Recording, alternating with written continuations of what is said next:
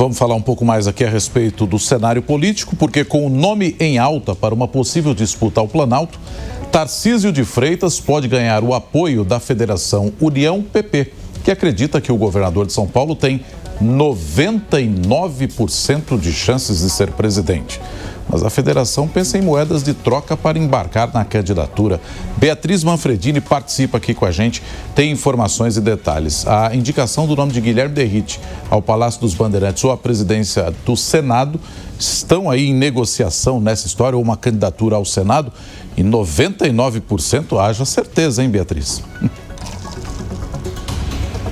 Pois é, 99% é muita coisa, né, Nonato? Olha, eu conversei com membros aí da alta cúpula, tanto do PP, quanto do União Brasil, quanto do MDB, e eles foram categóricos em me dizer que vem 99% de chance, então, dessa saída de Tarcísio de Freitas aqui do Palácio dos Bandeirantes para tentar concorrer ao Palácio do Planalto. Muito impulsionados por vários temas que a gente já comentou aqui, como, por exemplo, pesquisas recentes de intenção de voto, também o tema da segurança pública em alta e também aquele encontro marcado para o dia 10 de dezembro de com o ex-presidente Jair Bolsonaro, que eu também já contei aqui, tem expectativa de resolução, de que Bolsonaro finalmente indique um nome, então, para concorrer em 2026. O que esses líderes do Centrão acreditam, o que eu ouvi, é que a indicação vai ser mesmo por Tarcísio e acham também que a tendência é que o nome do vice, então, da pessoa para compor a chapa com Tarcísio,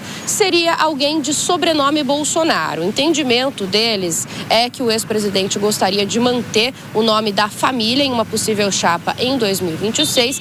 Então, algumas possibilidades levantadas para vice numa chapa com Tarcísio foram o nome de Flávio Bolsonaro, senador, e da ex-primeira-dama Michele Bolsonaro. Claro que não tem nenhuma definição ainda, mas como eles acreditam que é isso que vai acontecer, que é esse cenário que vai se desenhar, eles já estão pensando, então, em moedas de troca, em como decidir apoiar Tarcísio, essa candidatura dele possível à presidência, mas mesmo assim sair ganhando.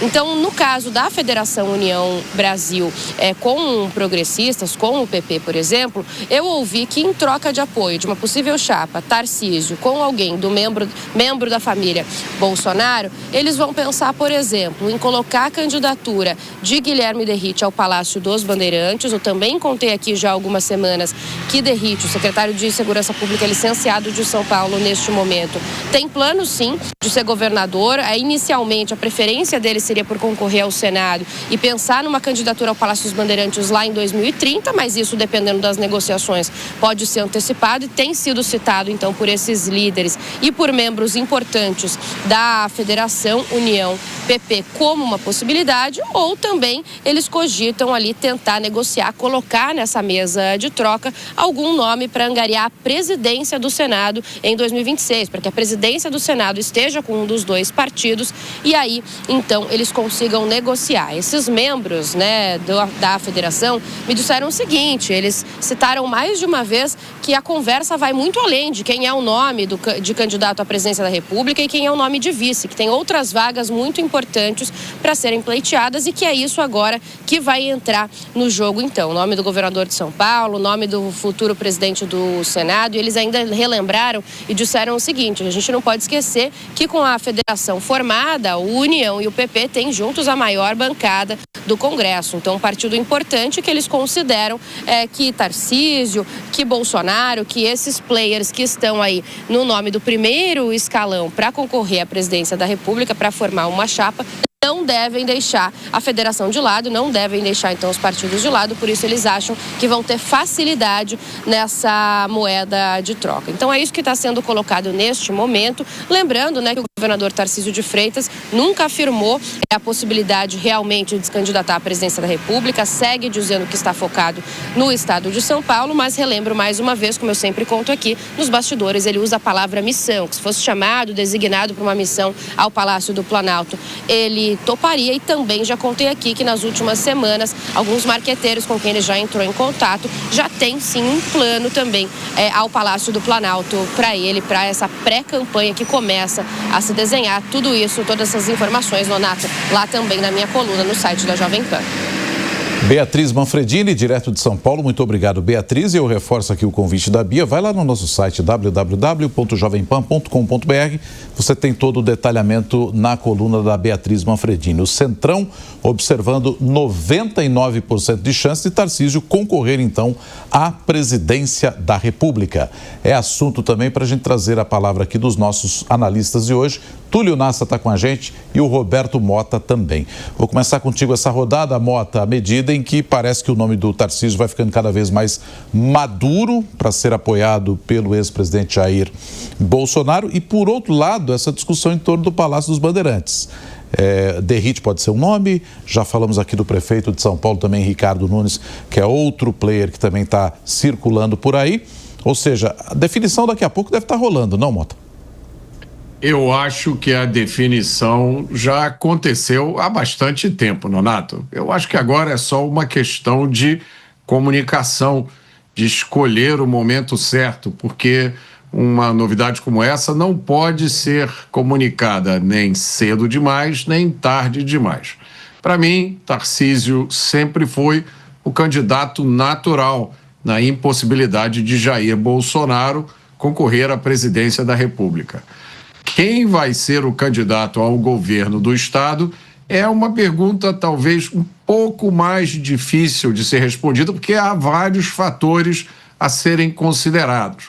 Mas agora eu acredito que a posição do deputado Derrite é muito forte. O povo cansou da política indecente. Os eleitores agora querem homens públicos com o mínimo de seriedade, competência e lealdade em todos esses requisitos. Tanto Tarcísio quanto Derrite largam na frente. Agora, Túlio, Tarcísio encara como missão, caso precise ser candidato à presidência no ano de 2026. Mas tudo tem se desenhado, de fato, para que ele seja mesmo esse nome da direita, né?